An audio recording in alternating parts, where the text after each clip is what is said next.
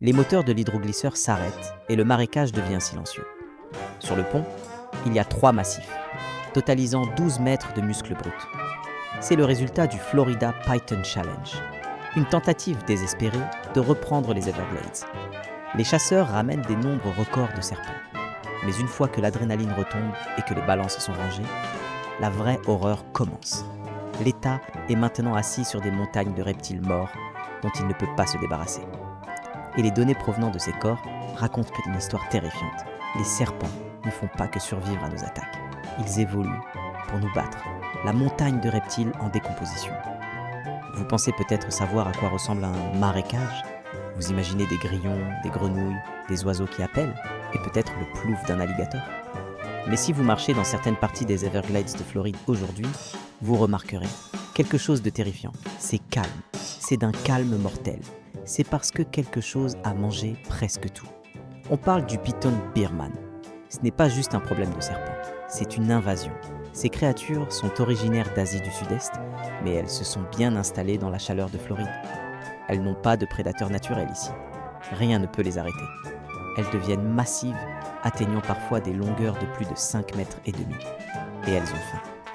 Les chiffres sont honnêtement difficiles à comprendre. Depuis l'an 2000, l'État a retiré plus de 18 000 pythons.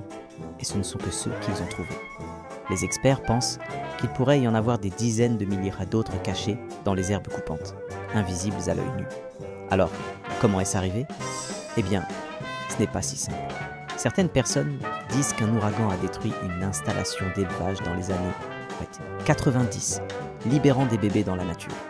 D'autres disent que c'était des propriétaires d'animaux qui ont réalisé que leur mignon petit serpent était devenu un géant de 3 mètres qui pouvait écraser un humain. Alors, ils les ont relâchés dans les bois. Quelle que soit la façon dont ça a commencé, le résultat est un désastre. Mais voici le hic. Ces serpents ne sont pas juste effrayants. Ils détruisent l'équilibre de la nature.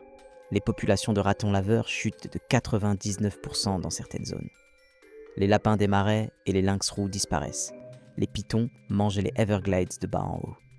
Quand les chasseurs ramènent ces serpents, c'est un spectacle. Les foules se rassemblent pour voir les corps massifs étalés sur des tables. Ils les mesurent, les pèsent et prennent des photos. On a l'impression d'une victoire. Tout le monde applaudit parce que c'est un prédateur de moins qui mange la faune indigène. Mais, après que les photos sont prises et que les prix sont distribués, la foule rentre chez elle. Les lumières s'éteignent et les officiels se retrouvent avec une pile massive de serpents morts. On parle de tonnes de biomasse. Vous ne pouvez pas simplement la laisser là à pourrir. Cela pose un risque pour la santé. Alors, la grande question revient sans cesse. Que faites-vous réellement de milliers de pythons morts ? Vous pourriez penser que la réponse est facile. Il suffit de les donner à manger aux animaux, ou de les manger, non ? Eh bien, attendez une seconde. Il s'avère que ces serpents cachent un secret toxique qui les rend dangereux, même après leur mort. La méthode d'élimination qu'ils ont choisie n'était pas ce à quoi on s'attendait. Du marécage au sac à main. Alors, voici l'affaire. Quand vous voyez un animal massif fait de purs muscles, votre premier instinct est de penser à la nourriture. Les gens mangent de la queue d'alligator en Floride tout le temps. C'est un mais délicat.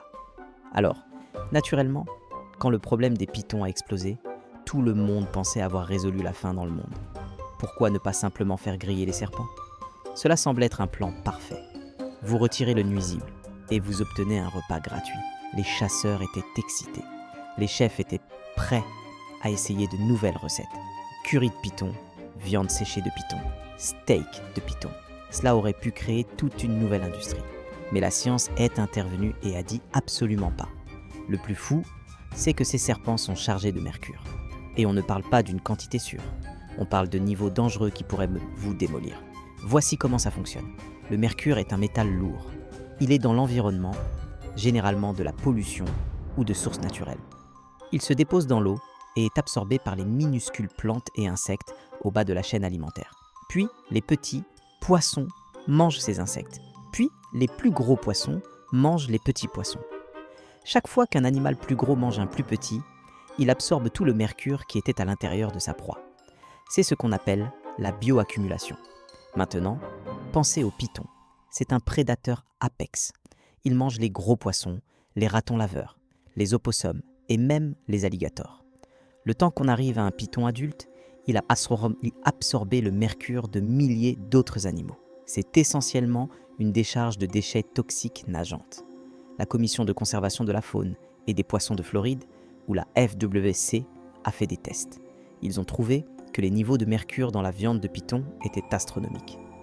Si vous en mangez régulièrement, vous pourriez souffrir de dommages nerveux, de problèmes rénaux et de toute une liste d'autres problèmes de santé désagréables.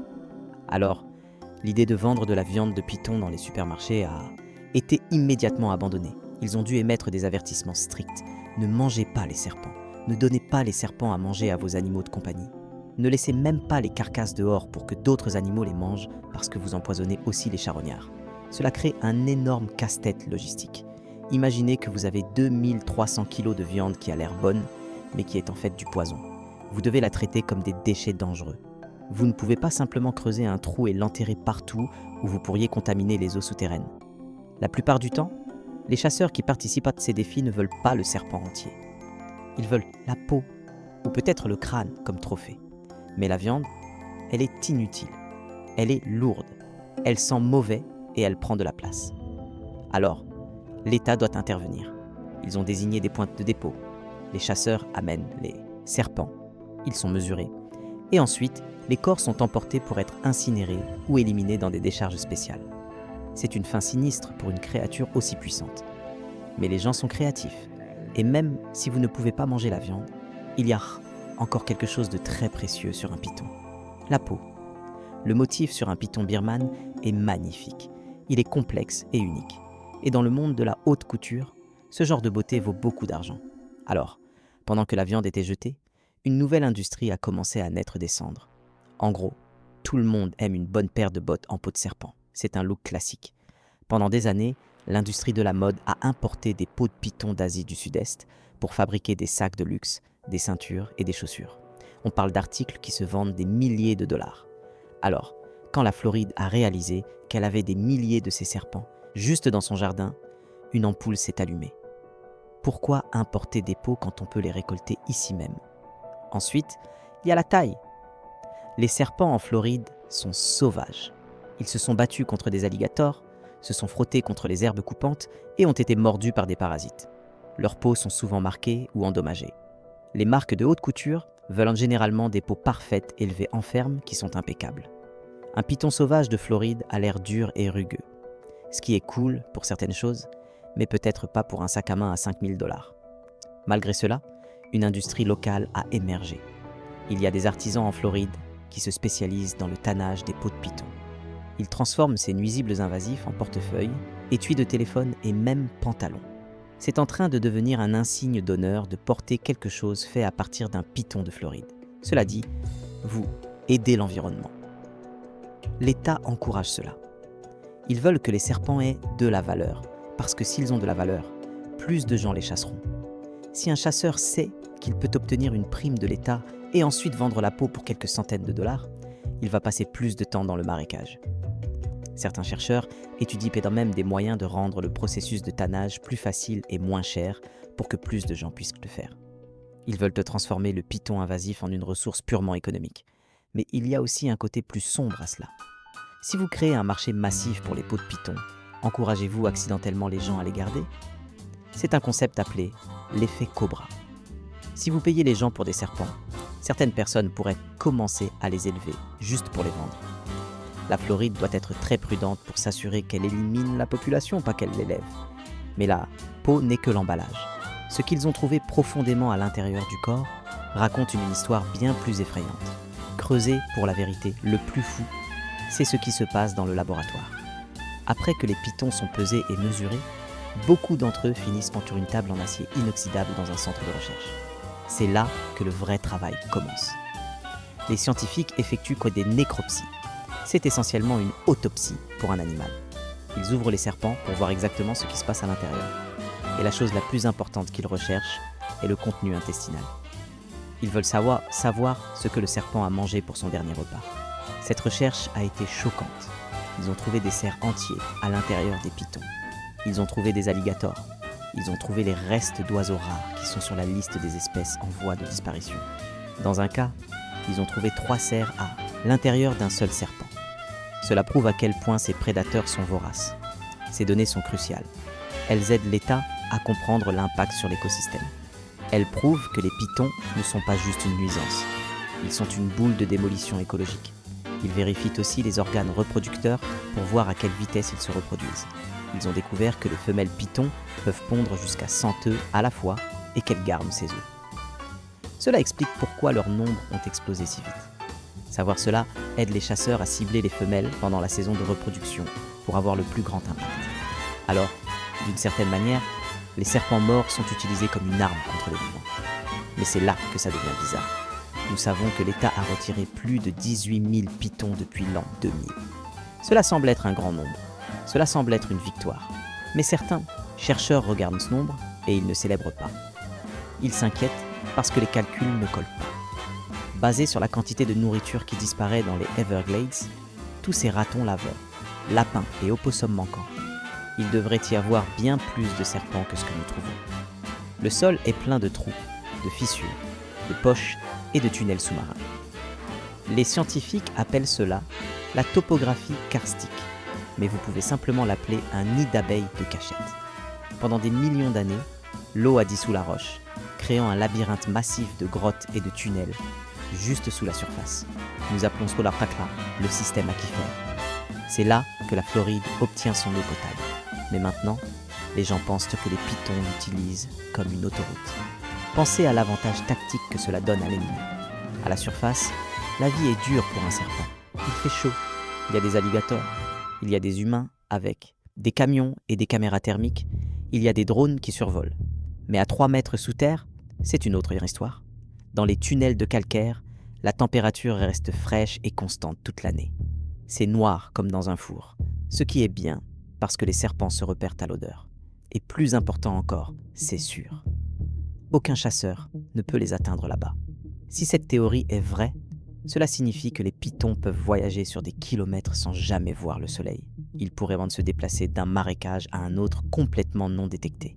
Vous pourriez avoir une équipe de chasseurs qui nettoie une section entière de la forêt, la déclarant sans serpent. Mais pendant tout ce temps, les serpents sont juste à 6 mètres en dessous d'eux, glissant à travers un tunnel inondé vers la prochaine zone sûre. Cela change tout ce que nous savons sur le confinement. Comment construire une clôture pour arrêter une créature qui voyage sous terre? Vous ne pouvez pas. Et ça devient plus effrayant, parce que ces tunnels ne sont pas seulement dans la nature. L'aquifère se connecte à tout.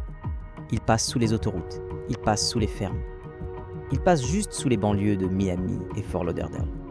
Il y a eu des rapports qui ressemblent à des légendes urbaines, mais ils arrivent assez souvent pour vous faire vous poser des questions. Des gens qui prétendent entendre des mouvements dans les tuyaux. Des serpents qui apparaissent dans les égouts pluviaux à des kilomètres des Everglades. L'idée est qu'il y a toute une population fantôme vivant sous la civilisation. Pendant que les gens dorment dans leur lit, pensant qu'ils sont en sécurité en ville, il pourrait y avoir des reptiles massifs naviguant dans les tunnels humides et sombres juste sous leur plancher. Cela transforme le sol sur lequel vous marchez en film d'horreur. Vous pourriez être debout sur un sentier de randonnée sec, regardant le beau paysage, mais si vous mettez votre oreille au sol, vous pourriez être debout juste au-dessus d'un nid. Maintenant, je veux vous poser une question sérieuse. Pensez-vous que nous pouvons vraiment les arrêter avant qu'ils n'atteignent la frontière du prochain État? Ou est-il déjà trop tard? Dites-le moi dans les commentaires ci-dessous. Assurez-vous de liker et de vous abonner pour plus de mystères de la nature sauvage.